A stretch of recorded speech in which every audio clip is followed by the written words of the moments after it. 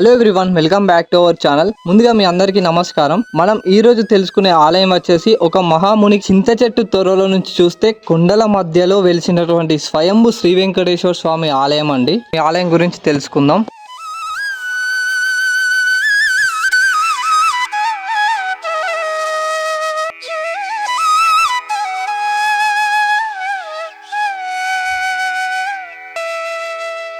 వట్టెపల్లి శ్రీ వెంకటేశ్వర స్వామి ఆలయం మన హైదరాబాద్ లోని వట్టెపల్లిలో ఉంది.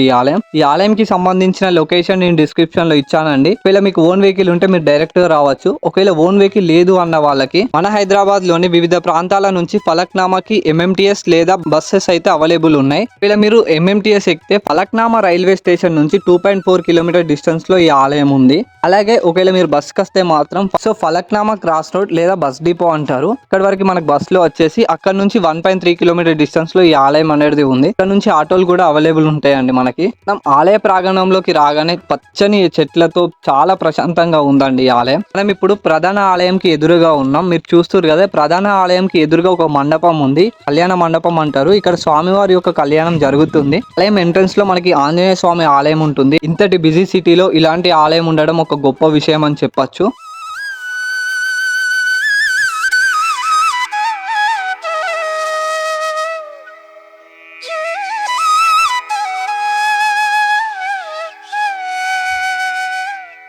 ఇప్పుడు మీరు చూస్తున్న ద్వారం, ఈ ద్వారమే స్వామివారి యొక్క ప్రధాన ద్వారం. సో ఈ ద్వారం నుంచే మనం ఆలయం లోపలికి ప్రవేశించాలి. ఇంతటి బిజీ సిటీలో ఇలాంటి ఆలయం ఉండడం ఒక గొప్ప విషయం అని చెప్పొచ్చు. ఈ ఆలయంకి 100 ఏళ్ల చరిత్ర ఉన్నటువంటి ఆలయం అండి. మనం ఈ ఆలయం యొక్క స్థల పురాణం తెలుసుకుందాం. పూర్వకాలంలో ఆలయం చుట్టుప్రక్కల మొత్తం కూడా అడవి ప్రాంతంగా ఉండేదట. పూర్వకాలంలో రంగస్వామి అనే ఒక వైష్ణవుడు ఆయన ఇక్కడికి వచ్చి తపస్సు చేసుకునేవారట. ఇంట్లో దొరికే పళ్ళని తింటూ ఇక్కడే ఉండేవారు. కఠినమైన తపస్సు చేసేవారట. ఇక్కడ ఆలయంకి దగ్గరలో ఉన్న మూసీ నదిలో తన స్నాన సంధ్యలు చేసుకోవడం, ఇక్కడికి రావడం, ఇక్కడ మళ్ళీ తపస్సు చేసుకోవడం, అలాగే అడవిలో దొరికే పళ్ళని తింటూ కఠినమైన తపస్సు చేసేవారు ఈ ఆలయం ఉన్న ప్రదేశంలో. సో ఇలా ప్రతిరోజు కూడా క్రమం తప్పకుండా ప్రతిరోజు తపస్సు చేసేవారు. మూసీ నదిలో తన స్నాన సంధ్యలు చేసుకొని మళ్ళీ తిరిగి ఈ ఆలయం ఉన్న ప్రదేశంకి వస్తున్న మార్గంలో ఒక శ్రీ రంగస్వామి వెంబడి వస్తుందట. అమ్మ మీరు ఇట్లా రావద్దమ్మా, ఇట్లా నేను తపస్సు చేసుకునే మునినని చెప్తారట. ఆమె ఎంత చెప్పినా వినకుండా స్వామి వెంబడే వస్తుందట. ఇప్పుడు అమ్మ మీరు నాకు గురువులా కనిపిస్తున్నారు స్వామి, నేను మీతోనే ఉంటానని చెప్పేసి స్వామి వెంబడి వస్తుందట ఈ ఆలయం ఉన్న ప్రదేశంకి.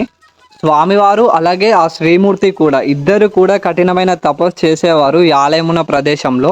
ఇలా తపస్సు చేస్తున్న సమయంలో కార్తీక శుద్ధ చతుర్దశి రోజున రంగస్వామికి స్వామివారు ప్రత్యక్షం అయ్యారు.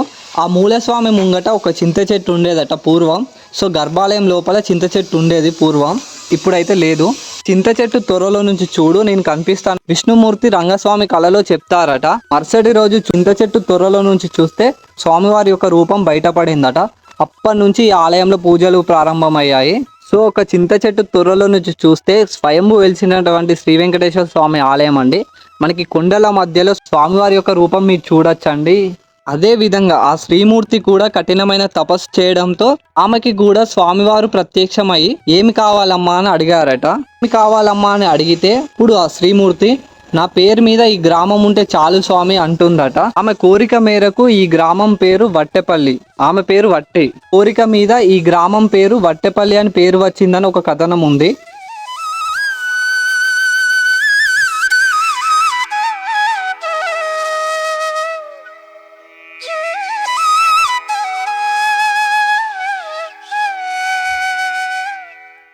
లోపల రంగస్వామి అలాగే ఆ శ్రీమూర్తి తపస్సు చేసుకున్న ప్లేస్ కూడా ఉందండి ఆలయం లోపల.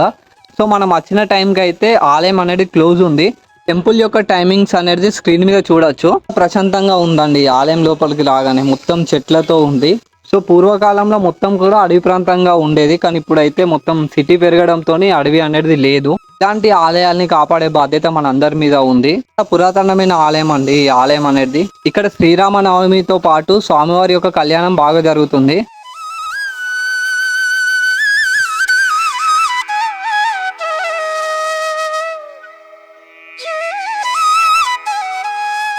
ఈ ఆలయంలో పలు ఉపాలయాలు కూడా ఉన్నాయండి. మనకి వెంకటేశ్వర స్వామి వారి ఆలయంతో పాటు ఆంజనేయ స్వామి ఆలయం అలాగే శివాలయం కూడా ఉంది. శాంతంగా ఉందండి. ఇంతటి బిజీ సిటీలో ఇలాంటి ఆలయం ఉండడం ఒక గొప్ప విషయం అని చెప్పొచ్చు. సో ఈ ఆలయంకి సంబంధించిన లొకేషన్ అయితే నేను డిస్క్రిప్షన్లో ఇచ్చాను.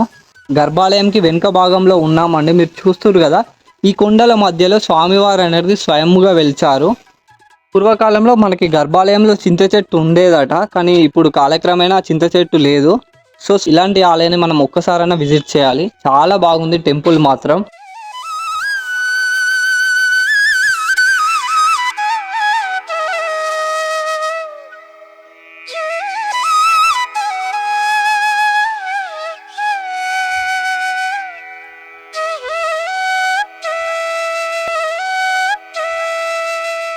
మనకి ఈ ఆలయం దగ్గరలో ఉన్న ఆలయం వచ్చేసి ఫలక్నామా కాళికామాత ఆలయం వచ్చేసి ఒక 3 కిలోమీటర్ డిస్టెన్స్లో ఉంది ఈ ఆలయం దగ్గర నుంచి. ఇదండి వీడియో.